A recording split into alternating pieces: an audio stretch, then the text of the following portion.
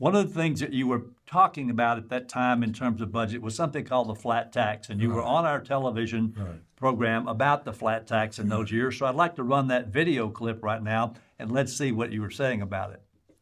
Congressman Dick Armey of Texas. He is the first Republican House Majority Leader since 1954, a principal architect of the contract with America. He has been called by some a one-man think tank in cowboy boots. Please welcome Congressman Dick Armey.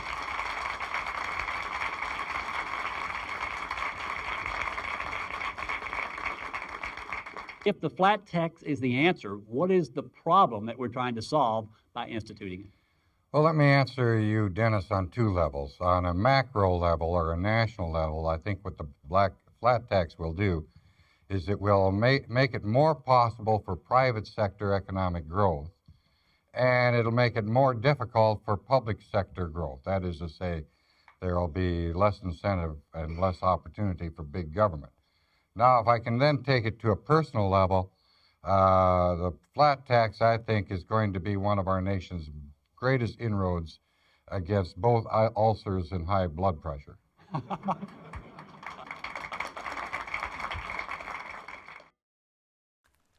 Well, as I said in our first segment, it's obvious from looking at that clip that you and I have not aged at all, so keep that in mind. Thank you very much for watching it that way. But you never got the flat tax done. So tell that viewer who may not even been alive when you were working on the flat tax, what the flat tax was and maybe why you think it never got done.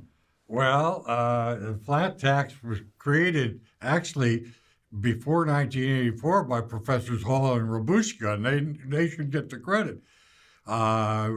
President Reagan ran on it in '84, and then it lay dormant for 10 years. I brought it back in '94, and basically it says we're going to take away all tax complexity and loopholes, and you can fill out your taxes on a postcard. Why it frankly will never get passed is because the tax complexity lobby is big and powerful and quite sentimental in their pretensions. So they're saving universities, they're saving hospitals, and they got a lot of people convinced you can't raise that money for all these good things without tax. Yeah, charitable deductions don't become deductible. But so the key thing is the resistance to flat tax and the defenders of tax complexity begin with the people in the Senate Finance Committee and the House Ways and Means Committee. That's the way they finance their campaigns.